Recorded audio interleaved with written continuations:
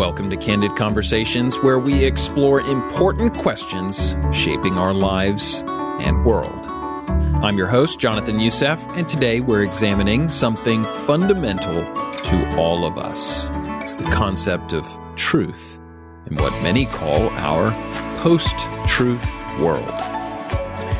In 2016, Oxford Dictionaries selected post-truth as the word of the year, highlighting a growing trend in our society. Since then, we've seen an increasing emphasis on personal perspectives over objective reality. We often hear phrases like my truth and your truth in everyday conversation. But this raises an important question. Is truth personal and subjective, or is there such a thing as objective truth that exists regardless of our perspectives? This isn't just a philosophical question. It affects how we form our beliefs, make decisions, and relate to others. It influences everything from our relationships to our understanding of ourselves and the world around us. So let me start with a question. Have you ever been afraid to look for the truth because you're worried about what you might find? Maybe you're afraid it'll mean you have to change something about yourself or your life. Maybe you're afraid it'll contradict something that you've built your identity around. You are not alone. That's a common fear. But what if finding truth leads to freedom rather than restriction? That's the counterintuitive claim that Christianity makes. That Jesus, who claimed to be the truth personified, said that knowing the truth will set us free. We will unpack that, but before we do, let's talk about the coexist mentality we see everywhere.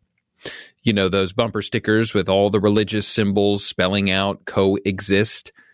The idea sounds great on the surface. Everyone believes what they want, and no one judges anyone else, and we all just get along. But here's where it gets complicated. If all truths are equally valid, we have some logical problems. What happens when my truth directly contradicts your truth? What happens when someone's truth leads them to harm others? What happens when we can't even agree on basic facts? The post-truth approach hasn't delivered on its promise of peace. We're still seeing division, conflict, and polarization, maybe more than ever. Now, I know what some of you might be thinking. Isn't Christianity just another claim to exclusive truth? How is that any different? It's a fair question. But what if there's something different about Christianity's claims? What if they're not just based on feelings or preferences, but on history and evidence? Let's look at 3 pieces of evidence that make Christianity worth a second look, even for the most skeptical among us. The first piece of evidence is the universe itself.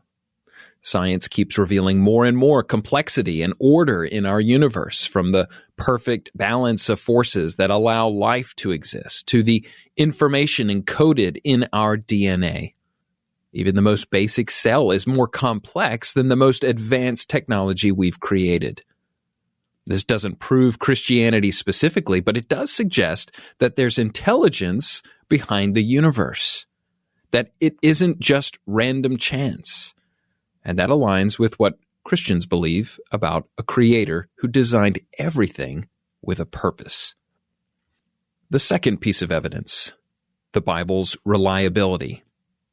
Now, I know the Bible might seem like an ancient book of myths to some of you, but academically speaking, it's the most well-preserved ancient text we have. We have over 5,000 early manuscripts, more than any other historical document from antiquity. It was written across 3 continents in 3 languages by over 40 authors, from kings to fishermen, and it spans about 1,500 years, and yet it tells one cohesive story. It's full of specific prophecies about future events that were later fulfilled, including over 300 about Jesus alone. The third piece of evidence, the resurrection. This is a big one. Christianity stands or falls on one historical claim, that Jesus died and physically rose from the dead. If that didn't happen, then, as the Apostle Paul himself admitted, the whole faith is pointless. But here's the thing. We have multiple historical sources confirming Jesus was executed by crucifixion, and over 500 people claim to have seen him alive afterward. His followers, who were initially terrified after his death, suddenly became so convinced of his resurrection that they were willing to die for this belief. And remember, they were in a position to know whether they were perpetuating a hoax. What's particularly compelling is that this wasn't what anyone was expecting. Jewish beliefs about resurrection were about something that would happen to everyone at the end of time, not to one person in the middle of history. This story wasn't designed to fit cultural expectations. It completely shattered them. Let's be real for a second. I'm not saying these points prove Christianity beyond all doubt. Faith still requires, faith. But the fact is that Christianity isn't asking for blind faith. It's asking for reasonable belief based on evidence. If you've dismissed Christianity as just another fairy tale, I challenge you to look at the evidence with new eyes. Read one of the Gospels, Matthew, Mark, Luke, or John. They're shorter than most novels. And ask yourself what you believe and why. Because here's the truth about truth. If something is true, it's true whether we believe it or not. Gravity doesn't care about your feelings about gravity. And if Christianity's claims are true, they have massive implications for all of us. Here's my challenge for all of you this week. Take one small step toward seeking truth, even if it's uncomfortable. Maybe that means reading part of the Bible for yourself, asking a Christian friend some tough questions, or examining why you believe what you believe. As the ancient prophet Jeremiah wrote, "If you look for me wholeheartedly, you will find me." What if that's true? What if the truth isn't hiding from us, but waiting to be discovered? Let me know your thoughts in the comments or on social media. This has been Candid Conversations. Thank you for listening.